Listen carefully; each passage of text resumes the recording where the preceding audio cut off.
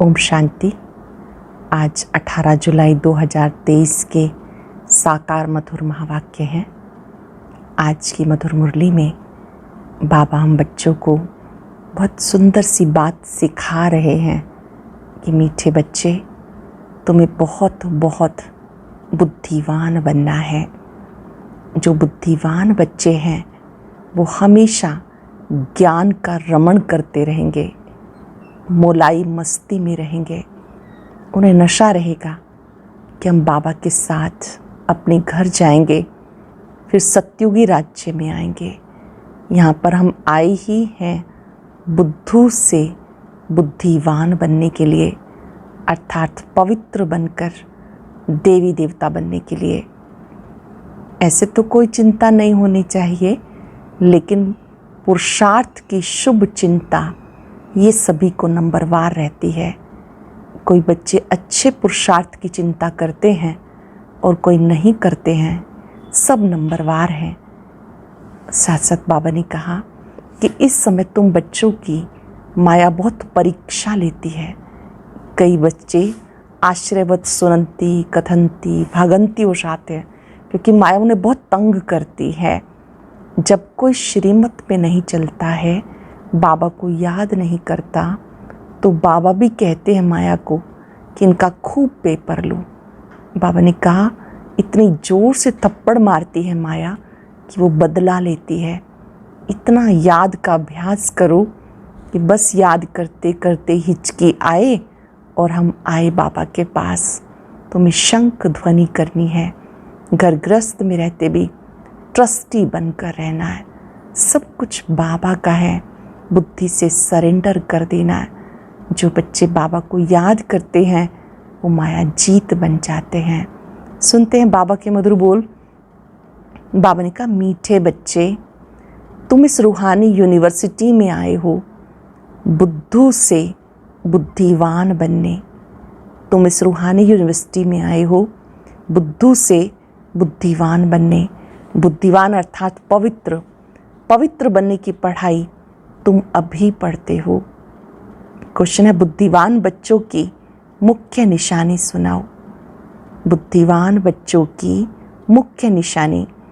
बुद्धिवान बच्चे ज्ञान में सदा रमण करते रहेंगे। उन्हें मोलाई मस्ती चढ़ी हुई होगी। उनकी बुद्धि में सारे सृष्टि चक्र की नॉलेज रहती है। नशा रहता है, हमारा बाबा हमारे लिए परम धाम से आया है, हम उनके साथ परम धाम में रहते थे। हमारा बाबा ज्ञान सागर है, हम अभी मास्टर ज्ञान सागर बने हैं। हमारा बाबा ज्ञान सागर है, हम मास्टर ज्ञान सागर बने हैं। वो हमें मुक्ति, जीवन मुक्ति का वर्षा देने के लिए आए हैं।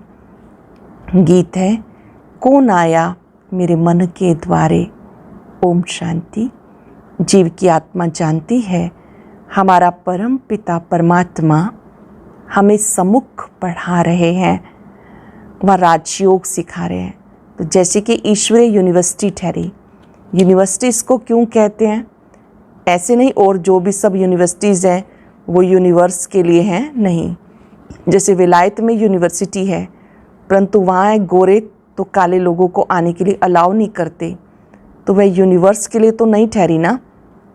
उनको यूनिवर्सिटी नहीं कहेंगे, क्योंकि वो सारे यूनिवर्स के लिए नहीं है। यहाँ तुम बच्चे जानते हो ये सच्ची सच्ची ईश्वरीय यूनिवर्सिटी है, परंतु कोई भी समझ नहीं सकते क्योंकि बुद्धू हैं। बुद्धू को बुद्धिवान बाबा ही बनाते हैं। मनुष्य बुद्धिवान के आगे माथा झुकाते, देवी देवताओं को, सन्यासी आदि को माथा झुकाते। सन्यासी पवित्र हैं तो जरूर बुद्धिवान ठहरे, पवित्रता को अच्छा मानते। ये विकार्य मनुष्य को हैरान करते, इसलिए पवित्र रहने वाले सन्यासियों को गृहस्थी लोग बुद्धिवान समझते और उनके चरणों में झुकते हैं। बस सन्यासी लिबास देखा झट माथा झुकाएंगे। अब तो उनका मान कम हो गया, इसलिए संभल के कदम उठाते हैं। आगे तो सन्यासियों को देख झट ऑफर करते थे, स्वामी जी हमारे घर पे चलो। अभी तो टू मच हो गए और तमो प्रधान हो गए, इसलिए जो बहुत नामी ग्रामी हैं उनका ही मान होता है। बड़े आदमी उनको माथा झुकाते हैं। क्यों? पढ़े लिखे तो सन्यासियों से भी ज़्यादा हैं, परंतु वो पवित्र हैं, सन्यास किया है, इसलिए बुद्धिवान माने जाते। अब तुम बुद्धिवान बनते हो, तुम अब रच्यता और रचना के आदि मध्यंत को जानते हो, परंतु तुम्हारे में भी सबको इतना नशा नहीं है। नशा चढ़ने में टाइम बहुत लगता है, पूरा नशा तो अंत में रहता। अब जितना जितना तुम पुरुषार्थ करते हो उतना नशा चढ़ता जाता। निरंतर याद रहना चाहिए, हम आत्माओं का बाप परम पिता परमात्मा आया हुआ है। क्या याद रहना चाहिए? हम आत्माओं का बाप परम पिता परमात्मा आया हुआ है, हमें पढ़ा रहे हैं विश्व का मालिक बनाने के लिए। तो पुरुषार्थ करने की शुभ चिंता होनी चाहिए। सभी को वो चिंता नहीं रहती। यहाँ सुनते समय नशा चढ़ता है, यहाँ से बाहर निकला और खेल क्लास नंबरवार है। हम आत्माओं का बाप आया है, हम उनके पास परम धाम में रहते थे, ऐसे और कोई नहीं समझते। साधु सन्यासी आदि पवित्र हैं, तुम्हारे में भी नंबरवार हैं। सबको निश्चय नहीं बैठा कि हमारा परम पिता परमात्मा ज्ञान सागर है, जीवन मुक्ति दाता है, जो हमें स्वर्ग का मालिक बनाते हैं। यहाँ से पाँव बाहर निकला, खुशी गुम हो जाती है। सुनते समय नशा रहता है, यहाँ से बुद्धि रूपी पाँव बाहर निकाला, या वैसे भी बाहर गए स्थूल रूप से पाँव बाहर निकाला तो खुशी गुम हो जाती है। नहीं तो तुम बच्चों को कितनी खुशी रहनी चाहिए। मैंने स्तन का आधार लिया है, नहीं तो मैं तुम्हें राजयोग कैसे सिखाऊं। मुझे अपना शरीर नहीं है। मंदिरों में देखेंगे तो सबको अपना शरीर है, मैं तो अशरीरी हूँ। तो सभी को आकारी व साकारी शरीर मिला हुआ है, मेरा शरीर नहीं है। सोमनाथ का मंदिर है अथवा शिव के मंदिर में जहाँ भी जाओ वहाँ निराकारी रूप है, सिर्फ नाम भिन्न भिन्न रख दिए। ये तो जानते हो आत्मा परम धाम से आती है, भिन्न भिन्न शरीर धारण करके पार्ट बजाती है। मैं इस 84 के चक्र में नहीं आता हूँ, मैं हूँ परम धाम में रहने वाला, मैं इस शरीर में आया हूँ। तुम कहेंगे निराकार फिर कैसे आते हैं? हाँ, आ सकते हैं। तुम लोग पितृ खिलाते हो तो आत्मा आती है ना, शरीर तो नहीं आता। आत्मा प्रवेश करती है। समझते हैं आत्मा दूसरे शरीर में प्रवेश करती। कोई तो भूत की आत्माएं बहुत चंचल होती, पत्थर आदि मारती। आत्मा शरीर में आती तब कुछ कर सकती, उसे घोस्ट कहते हैं। अशुद्ध आत्माएं भी प्रवेश करती हैं। तुम बच्चों को अनुभव है कैसे अशुद्ध आत्माएं भटकती हैं, जब तक उनको अपना शरीर मिले। शुद्ध आत्माएं भी आती हैं, ये भी ड्रामा में नोंद है। अशुद्ध आती हैं तो शुद्ध आत्माएं भी आती हैं, कल्याण अर्थ ये ड्रामा में नोंद है। जो कुछ पास हुआ ड्रामा का खेल है। बाबा समझाते, मैं आकर साधारण बूढ़े तन में प्रवेश करता हूँ, जरूर अनुभवी का शरीर चाहिए। ब्रह्मा का नाम मशहूर है, ब्रह्मा की राय भी मशहूर है। ब्रह्मा को फिर कहाँ से राय मिली? ब्रह्मा है शिव बाबा का बच्चा, तो उनकी है श्रीमत। ज़रूर मुख्य श्रीमत ब्रह्मा की होनी चाहिए, जिसमें बाप प्रवेश करते हैं। भारतवासी इन बातों को नहीं जानते, वो तो समझते हैं सब एक ही एक है। श्री कृष्ण शिव आदि सब एक ही है। श्री कृष्ण को महात्मा योगेश्वर कहते, परंतु क्यों कहते ये तो समझते नहीं।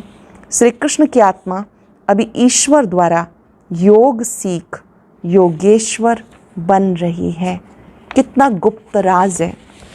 मनुष्य कह देते परमात्मा नाम रूप से न्यारा है, उनका शरीर है नहीं। तुम कहते हो सोमनाथ का मंदिर शिव के अवतरण का यादगार है। सोमनाथ मंदिर बना, इसका मतलब कभी तो आए हैं, कार्य किया है, ये उनके अवतरण का यादगार है। ज़रूर कल्प पहले शिव बाबा आया था, अब आया है। फिर द्वापर से उनकी भक्ति शुरू होती। शिवरात्रि मनाते हैं। बाबा समझाते, तुम आत्माएं परम धाम से आती हो पार्ट बजाने।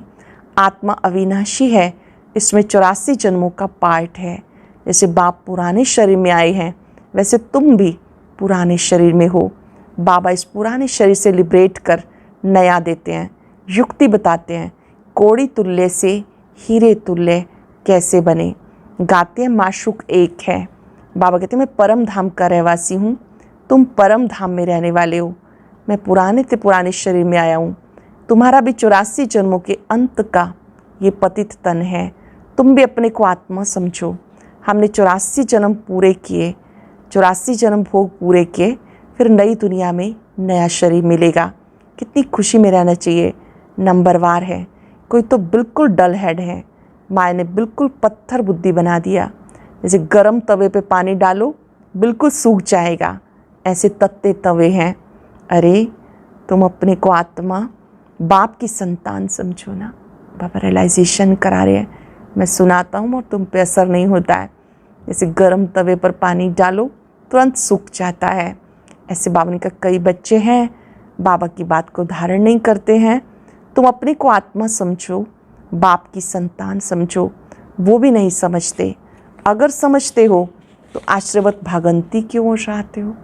मैं आत्मा परमात्मा की संतान हूँ, ये पक्का निश्चय है तो कभी भागंती नहीं होंगे।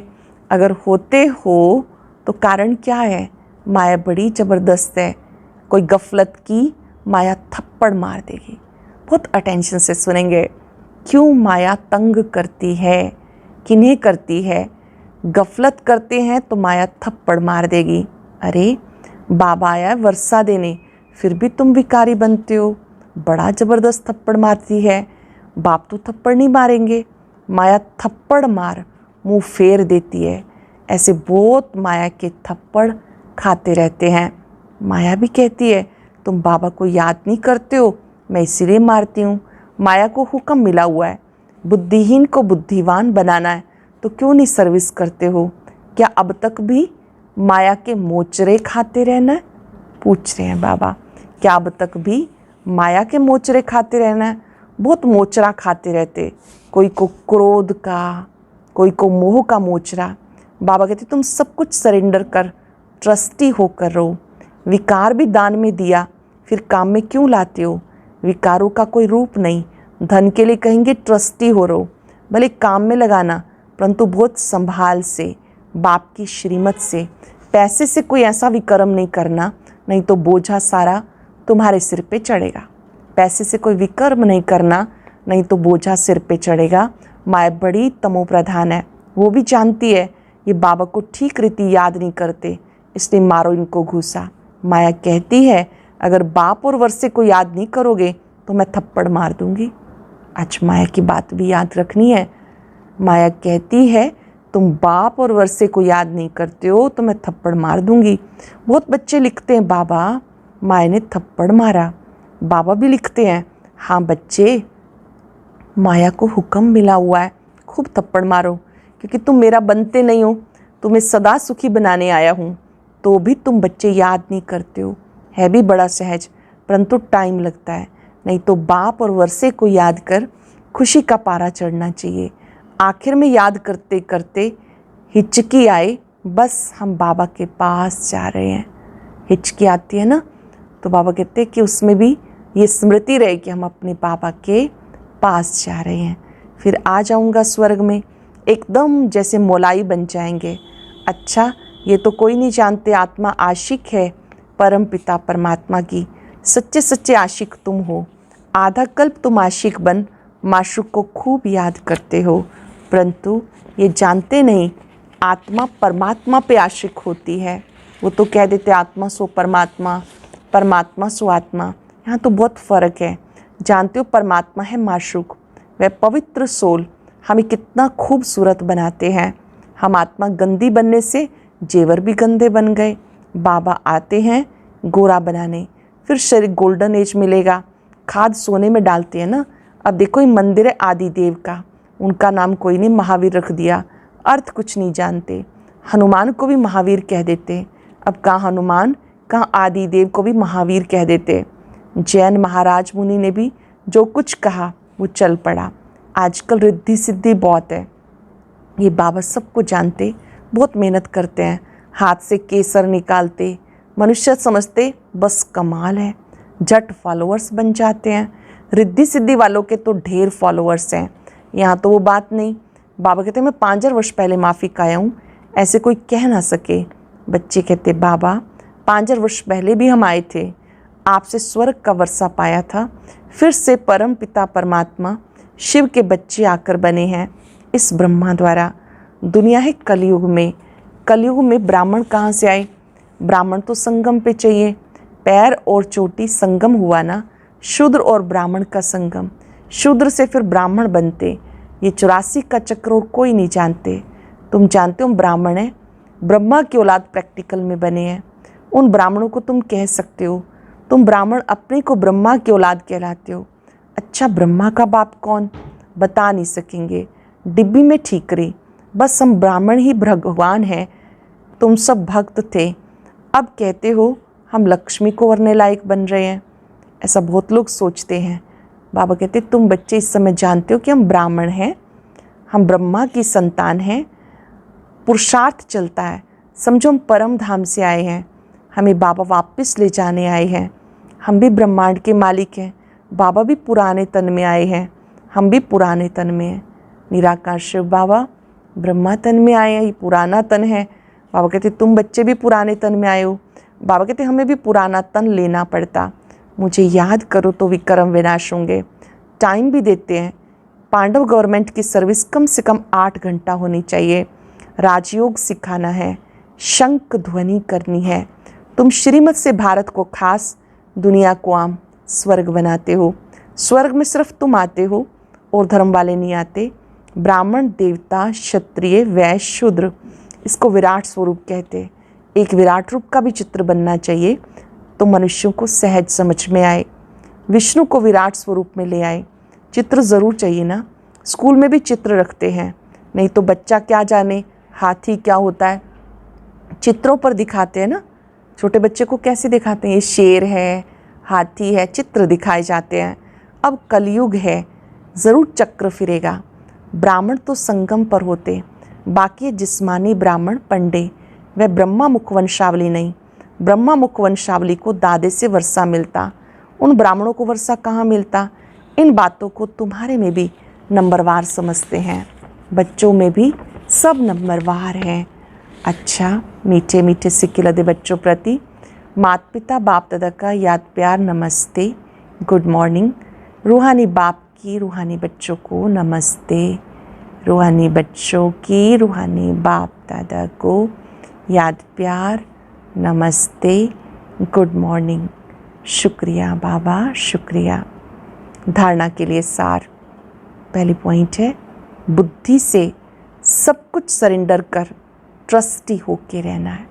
बुद्धि से सब कुछ बाबा को सरेंडर कर ट्रस्टी होके रहना है। बहुत संभाल से श्रीमत प्रमाण हर कार्य करना है। बाबा और वर्षे को याद कर अपार खुशी का अनुभव करना है। बाबा की याद में मोलाई बन जाना है, सच्चा आशिक बनना है, सच्चा आशिक बनना है।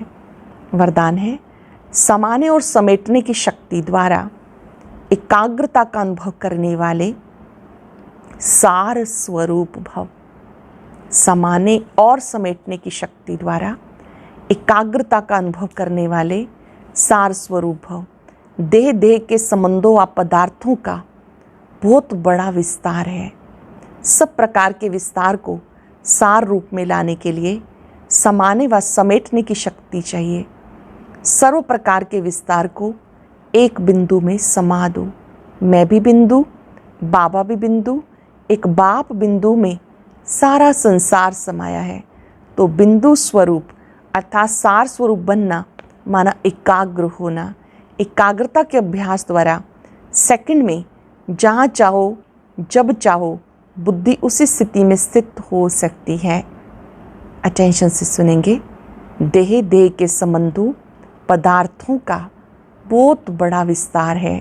सब प्रकार के विस्तार को सार रूप में लाने के लिए समाने व समेटने की शक्ति चाहिए। सब प्रकार के विस्तार को एक बिंदु में समा दो। मैं भी बिंदु, बाबा भी बिंदु और बिंदु में सारा संसार समाया है।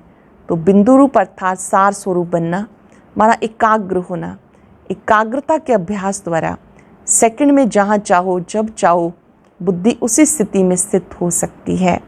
स्लोगन है जो सदा रूहानियत की स्थिति में रहते हैं वो रूहानी गुलाब हैं। जो सदा रूहानियत की स्थिति में रहते हैं वो रूहानी गुलाब हैं। आज पूरा दिन रूहानियत की स्थिति में रहेंगे, अपने को याद दिलाते रहेंगे, सदा प्रसन्न रहते हुए मैं रूहानी गुलाब हूँ। एकाग्र हो जाएं, गुलाब का पुष्प सामने लाएं, पुष्प सबको प्रिय लगता है, खुशबू देता है, सुंदर है। आत्मिक स्थिति में टिककर याद करें, मैं रूहे गुलाब हूँ। बाबा जो सर्वशक्तिवान है, उनकी पवित्र किरणों में वो ताकत है जिससे हम सदा गुलाब रह सकते हैं, सदा प्रसन्न रह सकते हैं। अपने में इतना बल भरें कि ये रूहानियत, ये खुशी कभी गायब ना हो। माया किसी रूप में भी आए, हमारी खुशी लेकर ना जाए। मैं रूहे गुलाब हूँ। शुक्रिया बाबा, शुक्रिया। ओम शांति शांति।